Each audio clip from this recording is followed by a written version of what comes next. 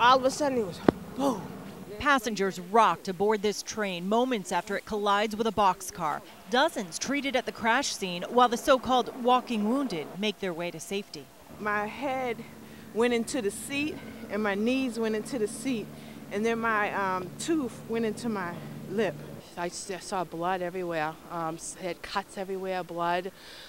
People were moaning. It was very frightening. In all, about 150 people were hurt. Rescuers had to strap many to stretchers and carry them as far as a quarter-mile across this muddy road to waiting ambulances. This ambulance tried to make it down to the scene, but became stuck. It's like you're just sitting there talking and then boom, out of nowhere. Even neighbors were shaken. Very loud bang and the clock jumped on the wall. Moments before the collision, passengers say they heard the conductor tell them to brace themselves. All of a sudden a loud bang and we all went forward, hit the seat in front. Most of the injuries are minor, people with cuts and bruises. They were all taken to 3 local hospitals for treatment. Ducking for cover, surveillance video from inside Manny's Bakery shows a loyal customer scrambling to safety after a tornado blew through Revere's downtown. It's just chaos. In minutes, we ran out because we started hearing banging and the door flew open, smashed. The guy next door's sign blew through our window over here. All his sign was all over the store. About 24 hours later, the cleanup is in full force and Manny's is open for business. We were able to salvage, everything, so it wasn't a total loss.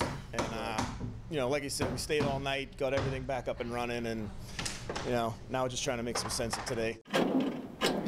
The owners of Jay's Cleaners are trying to make sense of today, too. They've been open on Broadway for decades, but not today. The roof was damaged. We had to move all the clothing and stuff because there was water damage here too. Glass all over the floor that had to be cleaned up. Machinery moved to remove all the debris that was under the machinery. So there's been quite a bit of work.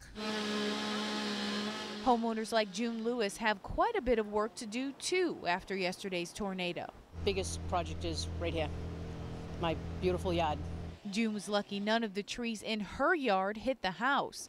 This morning, city officials estimated more than 65 buildings sustained substantial damage, with the number likely to rise. 13 buildings were deemed uninhabitable. To ease the burden on residents, fees for building permits have been waived, and the tax deadline was extended. Revere Fire Chief Gene Doherty is advising homeowners to take pictures of everything. Law enforcement from the surrounding communities provided mutual aid to Revere in the aftermath of the tornado. Now, Revere police say they received a number of calls for looting, but it just turned out to be people collecting scrap metal that had fallen into people's yards. Tell them you want to be signed up for Code Red. Mayor Dan Rizzo checked in on residents like Jerry Iovana, who live in one of Revere's hardest hit areas on Broadway. Her childhood home has severe roof and porch damage, and her car was headed to the body shop as we spoke. It's a day at a time, it's going to be a long time. In Revere, I'm Crystal Haynes, Fox 25 News. And from the coast to Boston, where this storm, and we keep telling you this, is now the 6th biggest snowstorm in the history of the city. And Jim Morelli, when we saw you last night, I mean, it was definitely flying around you, but would we think that 24 hours later we'd say this is the 6th biggest storm in Boston history? Would we think we'd still be here 24 hours later? It's becoming surreal at this point. We've been here so long, but I tell you what, something's been consistent. This is the kind of thing we have been seeing here all day. Take a look out here. Yeah, there he goes.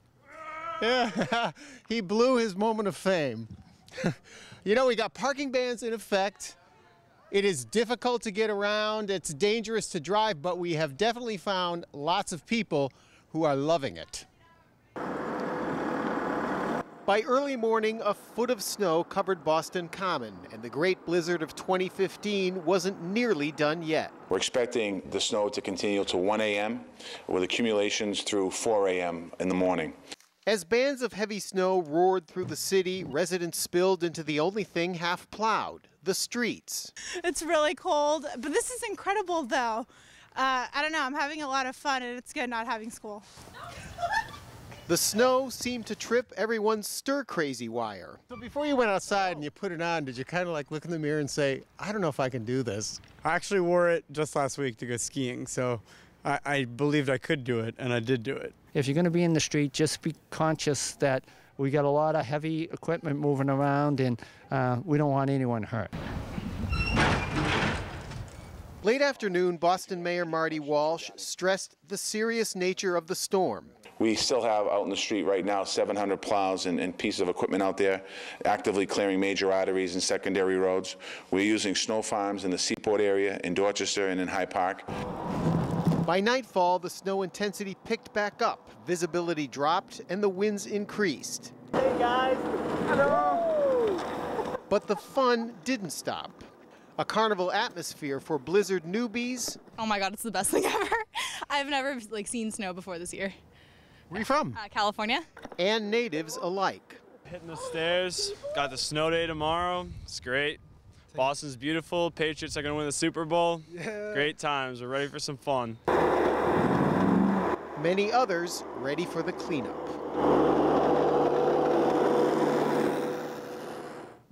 And what a cleanup we do have right here on the sidewalk on Park Street. We probably have, I would say, 22 inches of snow. I don't have a ruler, but it's at least 20 inches of snow there. And that's true of many sidewalks around the city. And that is what is pushing people out into the street because it's so very difficult to get around. Now, that looked like fun, but I'm going to tell you something. That's dangerous. And so were some of the other things we saw, also very dangerous to be doing on the streets.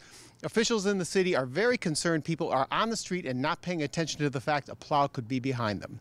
Live in Boston, Jim Morelli, Fox 25 News. Good advice, Jim. Thank you. Let's begin in Salem, New Hampshire. That's where we find Fox 25's Ted Daniel. And Ted, roads still closed there at this hour.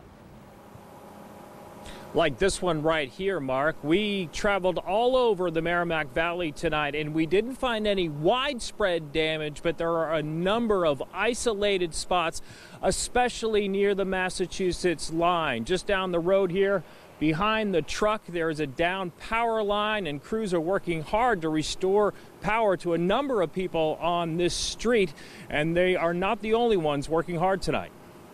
On Sandalwood Circle in Tewksbury, it was all good 1 minute, a fiasco the next. The fire at this home from a lightning strike. Amy King was inside when it hit. I was sitting on the couch. It was a flash. One of the lights blew out of the ceiling. I didn't really know that's what it was at first. I was like, what was that? And then I called my husband, obviously, and he said, call the fire department. A few miles north in Methuen, it was the wind that caused this damage. Cam Dostey lost a number of trees in his yard, including a big one that left a hole in his roof when it crashed down on it. I think it glanced off the roof and then fell between the house and the shed, but it got enough of the roof to make a hole in it, about a foot and a half, 2 feet. And just across the border in Salem, New Hampshire, a number of power lines down, including this one, blocking Lawrence Road. A massive limb ripped the line down. This man watched it all happen from his living room window. It started fire when everything was landing because the power line was still alive, and then until they cut the power off the poles, then it was flaming, smoke, everything. It wasn't the storm of the century or even the worst storm of the year, but that's not much help for the people impacted by it. So several thousand people. Our John Monahan is live in Peterborough, New Hampshire now. John, he was there under that snow for hours. That's right, 3.5 hours, Maria. But this man was determined to stay alive. He was under that snow and breathing. Because he was breathing so heavily, it created an air hole, and that helped keep him alive. I was really angry because I just told myself, you know what, no, you're not going to go out this way. That anger may have helped keep Drew Andrews alive. This Peterborough, New Hampshire man lay buried under 3 feet of snow for 3.5 hours. I was in and around this area raking the roof. Drew shows Fox 25 where he was clearing his roof Sunday when he suddenly heard a strange noise. Noticed all the snow rushing off the metal roof and just ended up kind of an avalanche effect. Drew was buried. No one was home. At first, the complete silence struck him. Drew couldn't move. Then he got mad. I was thinking about my wife and my daughter and thinking that I'm not going out this way. Just before 5:30, Deanna and his daughters pulled up. Deanna heard a muffled sound. And then I heard it again, and I just knew, and I yelled out his name. Frantically, she ran to help and called 911. I tried to dig him out as best I could, you know, with my bare hands. Minutes later, fire crews did the rest. The couple thankful tonight.